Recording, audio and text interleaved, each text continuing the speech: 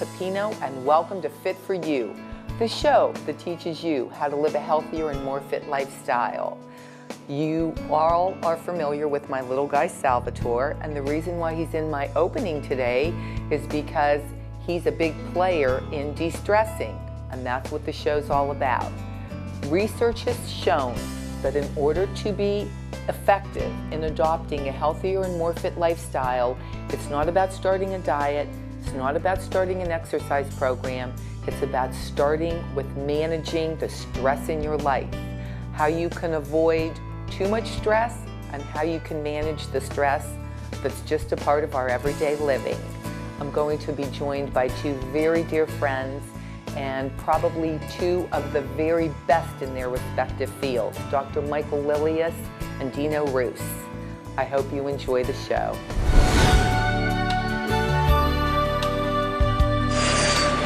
It's my pleasure to introduce my dear friends and the most experienced and respected professionals in their fields, Dr. Michael Lilius and Dino Roos. Michael Lilius. Michael, we're so happy, dear, to have you back. Thank you. You're like our Dr. Oz. Dr. Lilius, if you all remember from many, many shows, founding partner of Salem Internal Medicine, former hospitalist for Prima Healthcare, associate professor of internal medicine at Neo-UCOM, and now the hospitalist for Southwoods Surgical Center. Plus, shortly here, you are going to be board certified in sleep medicine as well. Providing I pass the boards. As I'm sure you will. So we have to do a show on that because we know sleep is so important to good health. So we'll put that on the burner for next year. Sounds good. And Mr. Roos, yes, licensed massage therapist, and Dino and I go way, way back. Yes, because we do. We started, when I started lifting weights many, many years ago, and Dino was not a licensed massage therapist yet. Right.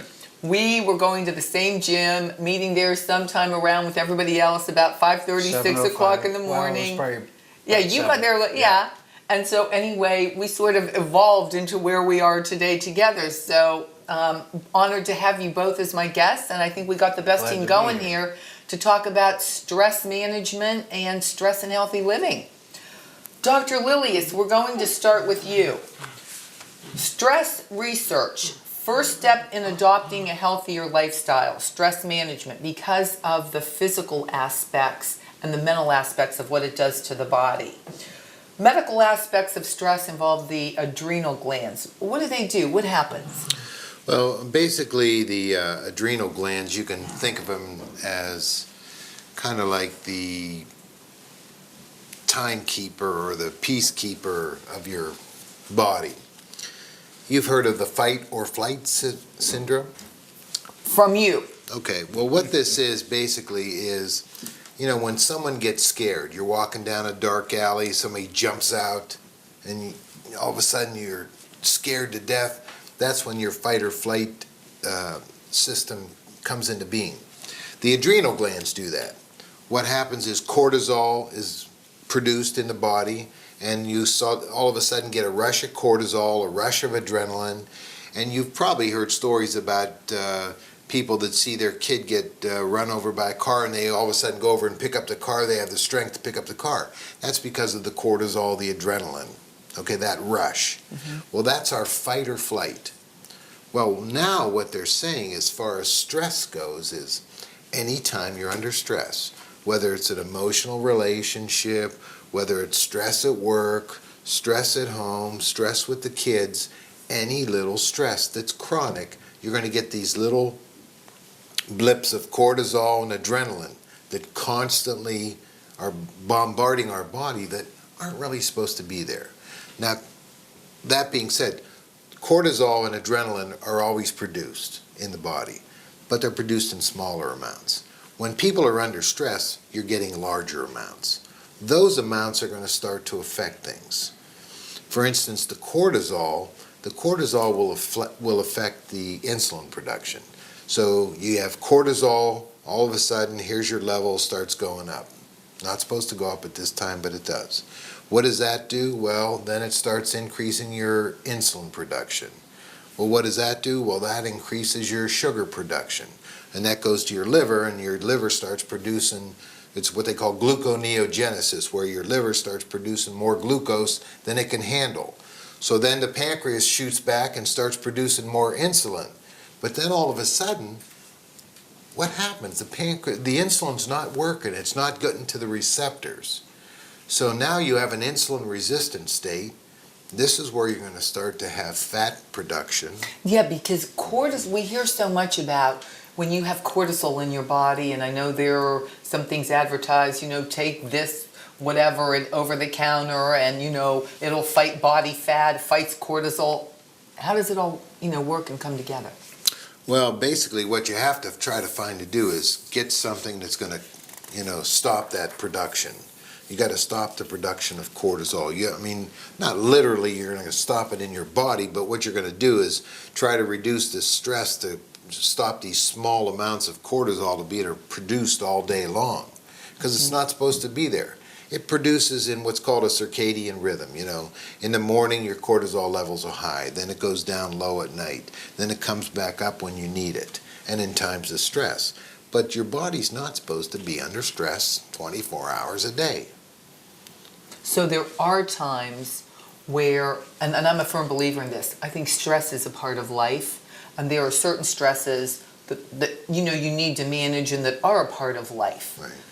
What we don't want to do is be overly stressed, or I think as you phrase it, in a constant state of stress. Right. And that's I think one of the problems with our world today and our lifestyle. Absolutely. If you are under constant stress, let's say that you have a job that you just don't like, and you go to that job day in, day out, and you can't stand it. You're there for 8 hours. All day long, all you're going to be doing is you're going to be under stress. Those cortisol, adrenaline, increasing your insulin, increasing your sugar. It's bad for you. Mm-hmm. And those things, that brings you to this point about these cytokines, okay? These cytokines are they're proteins and glycoproteins that are produced by the body in times of stress. Mm-hmm. Like if you're exposed to viruses, if you're exposed to stress, these cytokines are produced. Well, some of them, if they're produced in too much, then they're going to reduce the anti-inflammatory properties of the other ones that are produced. Mm-hmm. So it gets to be a negative feedback, and it's a vicious cycle. Let's talk now one of the ways to deal with stress, because my most favorite way, a healthy lifestyle, diet, exercise, and, stress reduction, commitment. Stress reduction is my fave. Mm-hmm. Because one of the easiest ways is massage. You lay on the table and just enjoy the massage. So to me, it's wonderful. In your research too, Dina's going to touch upon it. I believe you touched upon massage reduces cortisol. Which is perfect. It's wonderful. So, you're wondering, how can you fight stress? How can you reduce the excess cortisol? Okay, there it is.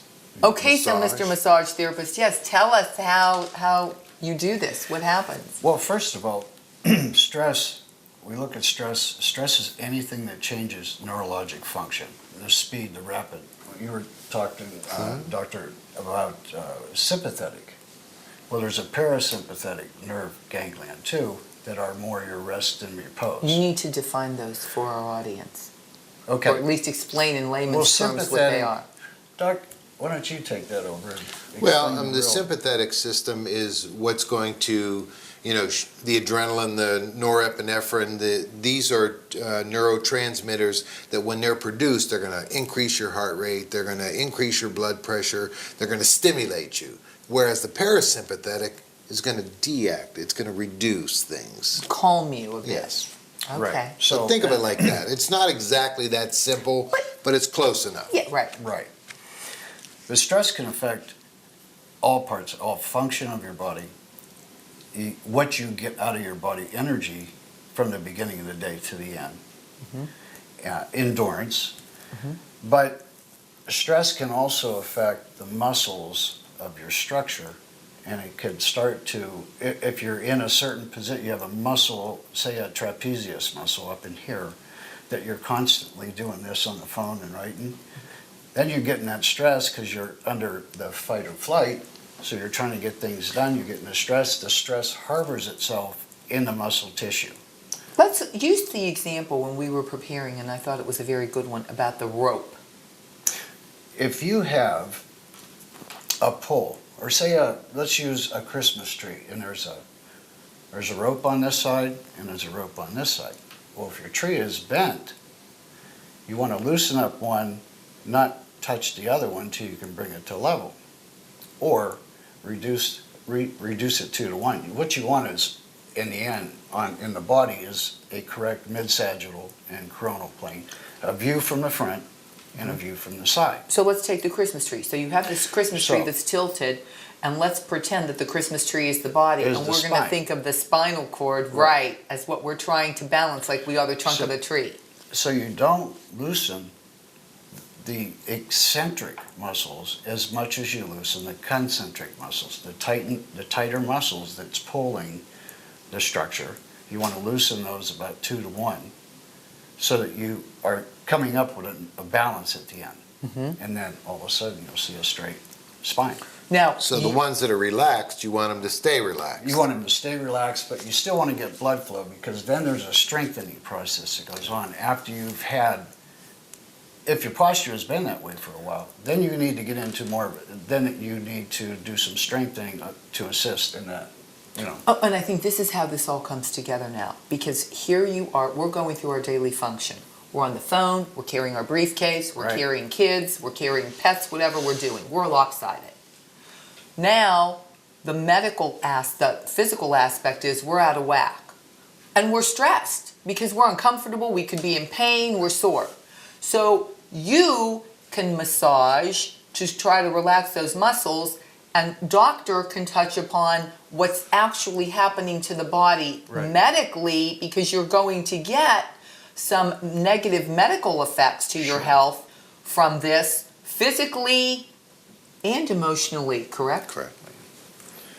There's a lot of research that shows stress is the #1 reason for tight muscles or pain.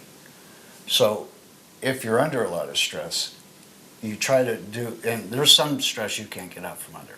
If it's a job, like you said, you got a lot of Or time. you could have a death, you could have the Exactly. loss of a loved Right. one, you could have many things. But Illness. what you need to do is the things that you can change, such as coffee and stimulators of the nervous system, negative attitudes, negative speech, all of those are stressors and have an adverse effect to the nervous system and to the muscles and after that.